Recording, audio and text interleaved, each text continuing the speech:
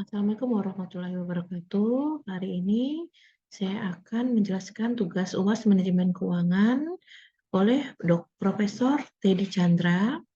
Nama saya Dewi Fitri, mahasiswa Magister Manajemen angkatan 14 dengan nomor induk mahasiswa 2261101024.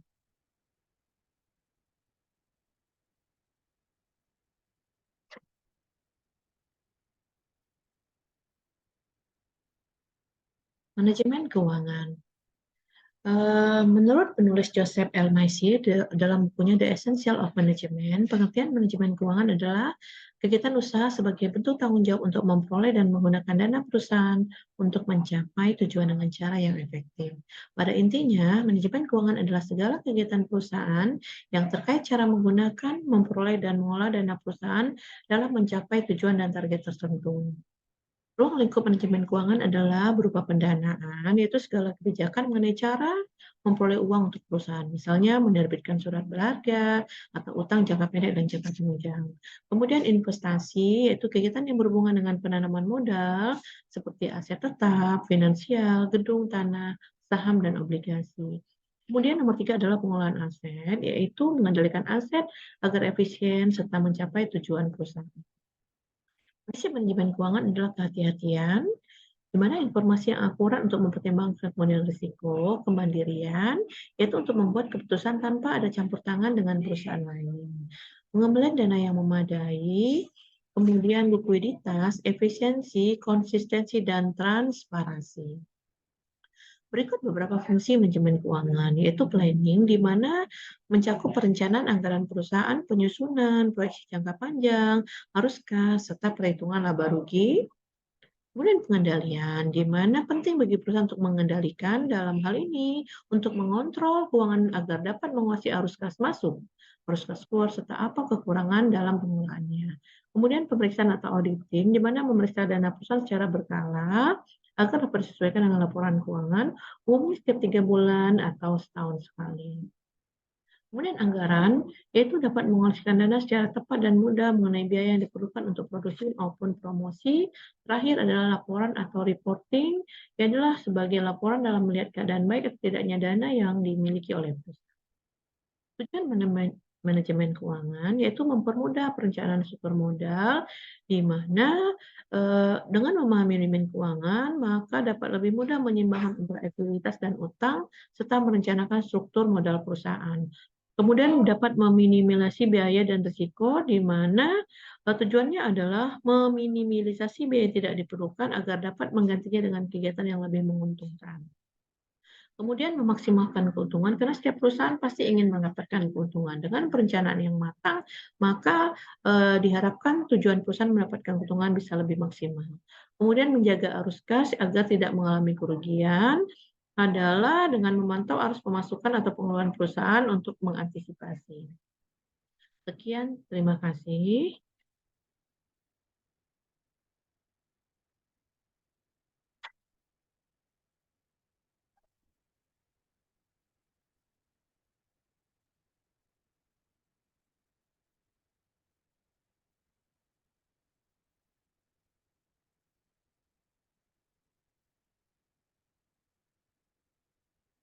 Baiklah.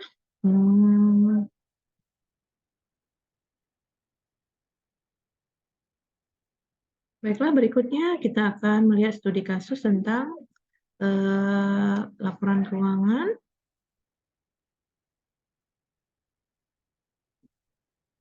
Di sini ada 2 kasus yang akan kita bahas.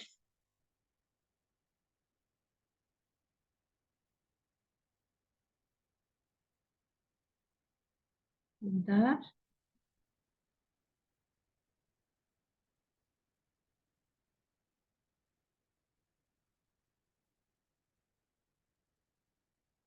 Baiklah, kita akan melihat ada 2 proyek, yaitu proyek A dan proyek B.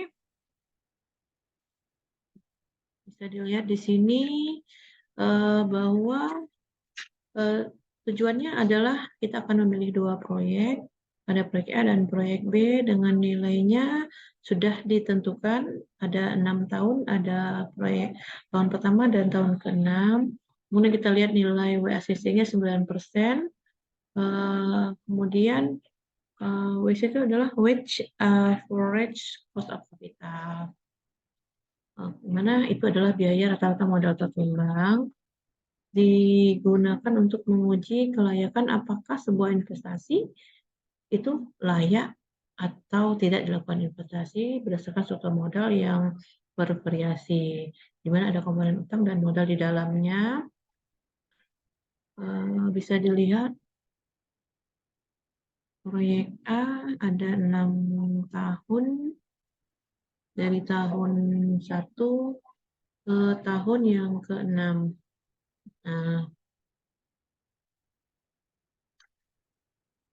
Nah, kita akan menggunakan biaya rata-rata tertimbang sebesar 9%.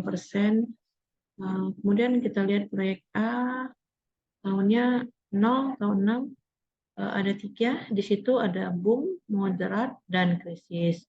Di mana boom artinya asumsi kita adalah kita optimis, kita percaya dengan probability 20%. Nilai penjualan kita asumsikan adalah yang tahun pertama 250 dan seterusnya. Kemudian kondisi moderat itu namanya adalah kondisi wajar atau normal dengan asumsinya adalah 60%. Nah, kalau krisis adalah kondisi kita adalah pesimis, probability kita adalah 20%. Nah, nilainya di sini bisa dilihat, di sini tahun pertama 150, kemudian 6, 375. Nah, jadi ada 3 kondisi optimis, normal atau biasa, dan kondisi yang krisis atau negatifnya. Sekarang kita lihat kondisi cash flow. Kita lihat pertama kali nilai investasi kita asumsikan adalah 1.000. Kita keluarkan modal dulu di awal, maka nilainya adalah min 1.000 di sini angkanya. Nah, kita hitung cash flow-nya dengan rumus. Bentar. Rumusnya adalah ini nilai dikalikan dengan persentasenya, kemudian ditambah nilai moderatnya dikali persentasenya, kemudian ditambah lagi nilai pada masa dikali presentasinya sebesar 20%, maka akan kita dapatkan angka 200. Kemudian dengan rumus yang sama kita tarik sampai ke bawah sehingga akan menghasilkan data cash flow-nya berasal dari tahun pertama dan tahun ke-6. Kemudian sekarang kita lihat present value, yaitu nilai saat ini dari sejumlah uang di masa depan dengan tingkat pengembalian rate tertentu. Nah, tingkat pengembaliannya 9%. Nah, caranya atau rumusnya adalah caranya itu cash flow dibagi dengan 1, angka 1, kita kali dengan WACC ini, kita pangkatkan dengan tahun, maka kita dapatkan angkanya. Kemudian dari ini kita lakukan pengujian, nilai PV-nya kita kunci, kita kali ke bawah. Di sini dapat hasilnya. Kita mengasumsikan 2 angka di belakang koma, yaitu dari tahun 1 sampai tahun 6. Kemudian kita akan hitung payback. Payback merupakan cara untuk menentukan lamanya waktu pengembalian modal. Tujuannya adalah menentukan keputusan kita apakah mengembalikan modal itu jangka pendek atau jangka panjang. Akan lebih baik kalau pengembaliannya cepat dan lebih cepat waktu pengembaliannya, sehingga kita bisa menikmati keuntungannya secepatnya. Nah, caranya adalah rumusnya adalah sama dengan ini 800 didapat dari CF tahun 0 dikurangi CF tahun pertama Nah, CF tahun pertama, dikurangi tahun kedua, dapat hasilnya 800. Kemudian dengan untuk payback tahun pertama, kita kurangi dengan cash flow pada tahun kedua ini. Tahun kedua, oke. Kemudian ditarik ke bawah, nanti oke, ini nilainya tadi setelah ditarik maka kita bisa menghitung jumlah bulan dan tahun. Oke. Nah, datanya adalah kita hitung payback-nya, kita dapat nilai ini 8 bulan. Kemudian untuk melihat harinya, kita lihat dengan cara melihat nilai data payback dikurangi dengan 8, karena kita dapat 8 bulan, dikali dengan 30, dapatnya 17 hari, 17,14, tapi kita asumsikan sebesar 18 hari. Berikutnya adalah, jadi kita dapat hitungannya adalah 3 tahun, 8 bulan, 18 hari. Nah, kemudian kita lihat payback diskon lagi. Kita beranjak ke kolom sebelahnya. Payback lihat untuk tujuannya analisis untuk mengukur kembalian investasi. Nah, diperkirakan time of value of money itu risiko dari arus kas di masa depan. Jadi kita hitung ada time of value atau nilai dari uang tersebut atau ada risiko arus kasnya dari masa depan.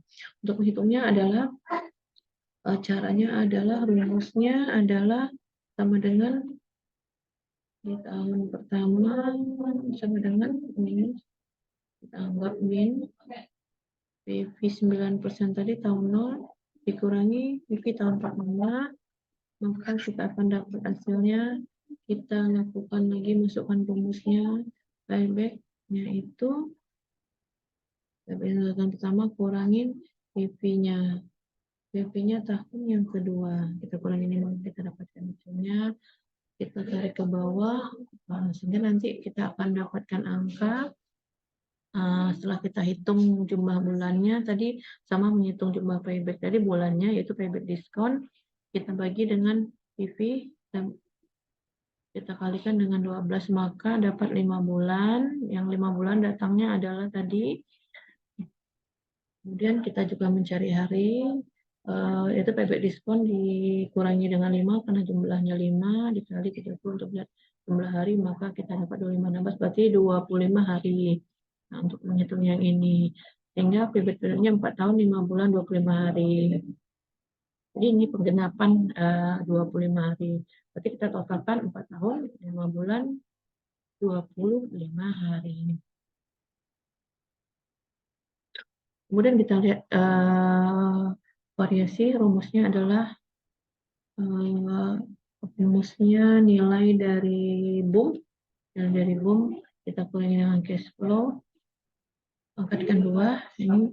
Kemudian kita kalikan probability. Persennya ini tambahkan yang moderat. Nilai sama moderat. Kurangi dengan cash flow-nya. Angkatkan 2. Kalikan dengan persentase 60%. Kemudian kita lihat yang masa krisisnya, kurangi cash flow, kemudian dikali persentasenya. Dapat hasilnya. Nah, ini kita dapatkan angkanya sekian. Kita akan mendapatkan angkanya sekian. Oke. Tinggal ditarik ke bawah. Sekarang kita akan kembali ke net value NPV-nya. Rumusnya adalah sama dengan varian dibagi dalam kurung 1 tambah WACC-nya. WACC-nya 9% ini kita pangkatkan dengan ini WACC-nya 9%. Setelah dikalikan dengan WCC, kita pangkatkan dengan angka 1, 14. Ini tahun pertama, kita kalikan dengan 2.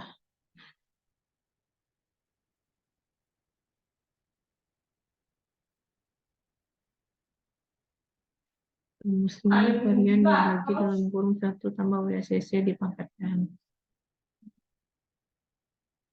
Nah, setelah dapat nilainya ini, maka tinggal dengan rumus yang sama kita tarik ke bawah.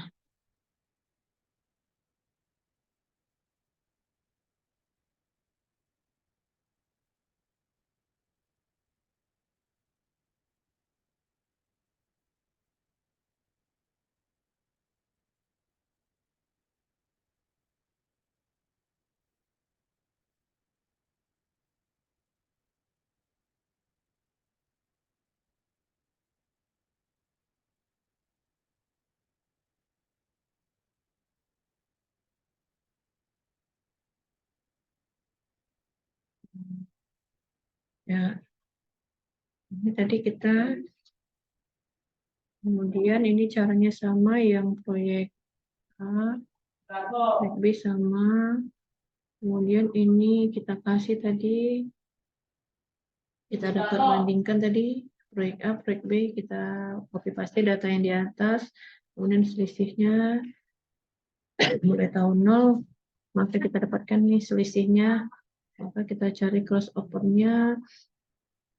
Ini cara mencarinya adalah dengan cara IER. Nah, tadi selisih yang IER tadi, dari tahun 0 sampai ke tahun 6, hasilnya 19,65. Sekarang kita lihat cost of capital-nya, dimulai dari 0,0% sampai ke 5%, 10, 15, 19,65, 20%. Nah, nilai cost over-nya nanti kita copy saja. Kemudian kita cari nilai NPV-nya, dapatnya dari NPV. Ini NPV-nya, nilai COC-nya 0%. Kita blok ini 1 sampai 5. Terus untuk proyek A dari tahun pertama sampai tahun ke-6. Nah, kemudian ditambahkan dengan cash flow proyek A untuk tahun 0. Nah, hasilnya 925.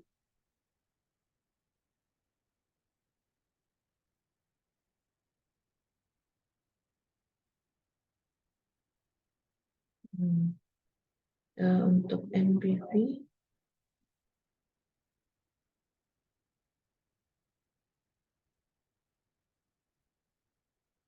setelah dapat hasil 925, kita tarik ke bawah. Sekarang kita cari NPV. Nah, sama cara mencarinya itu nilai COC. Nilai COC kita buat first flow tahun pertama ya, yang proyek B. Kemudian kita tambahkan yang 0 proyek B ini. Kemudian kita dapatkanlah nilai. Kemudian setelah kita dapat hasilnya 545, maka kita tarik ke bawah, kita dapatkan hasilnya, crossover-nya yaitu di 19,65 tadi, di bawah, di proyek A lebih bagus dibanding proyek B. Nah, cuma kalau nilainya lebih dari 19,6, maka NPV proyek B jauh lebih bagus dari proyek B. Nah, kemudian kita bisa lihat grafik ini, kita grafik ini sudah ada crossover-nya sesuai dengan data. Nah, ini hasilnya kita buat grafik diagonal dan vertikalnya dari data yang ada, dari data crossover. Maka dapatlah grafik. Oke, ini grafiknya. Untuk yang biru adalah NPV proyek A, dan untuk oranye adalah NPV proyek B. Jadi ini angka untuk NPV proyek A, grafik biru, grafik warna oranye atau merah, ini adalah NPV proyek B yang oranye. Nah, ini yang di bawah 19,5 ini titiknya, nilai NPPA ini jauh lebih bagus. Ini yang A dibandingkan dengan nilai NPP proyek B. Nah, sebaliknya jika nilai COC-nya lebih tinggi dari 19,05 ini, maka nilai dari NPP proyek B misalnya dengan warna oranye lebih bagus dari NPP proyek A. Nah, di sini kita bisa lihat di bawah 19,65 ini di bawah proyek A lebih bagus nih, yang di bawah ditandai dengan warna oranye ini lebih bagus. Nah, karena nilai kita 19,5 maka proyek A kesimpulannya NPV yang proyek A maka lebih bagus.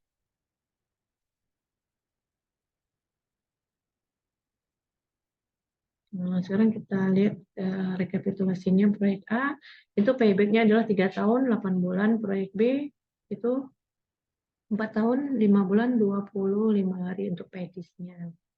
Untuk nilai NPV-nya 386,90,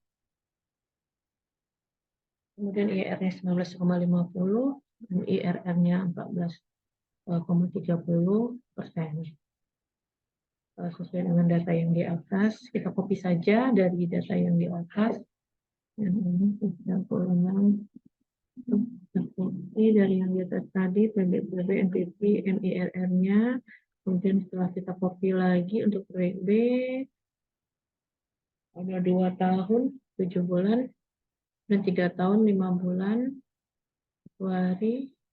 Bentar, nilai NPV-nya, IRR dan MIR-nya kita ambil dari data di atas, tinggal di copy aja. Kita lihat proyek B, maka dapatlah nilai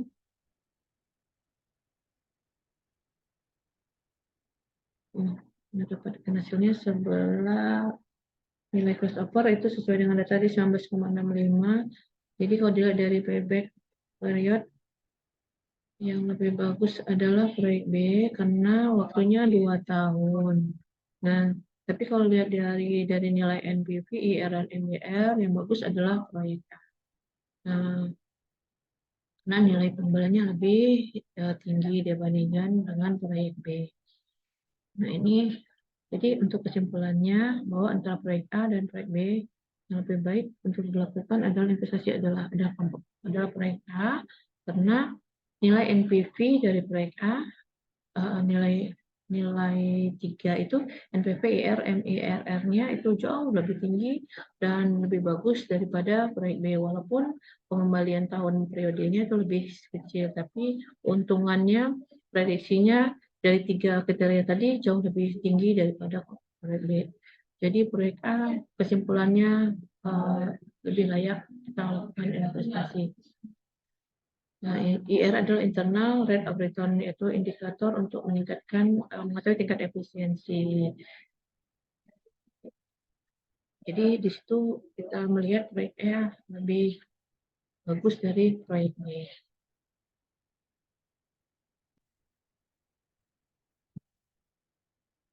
Baiklah,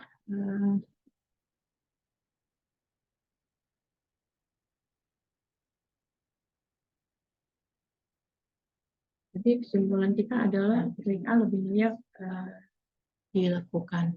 Terima kasih. Sekian presentasi dari saya.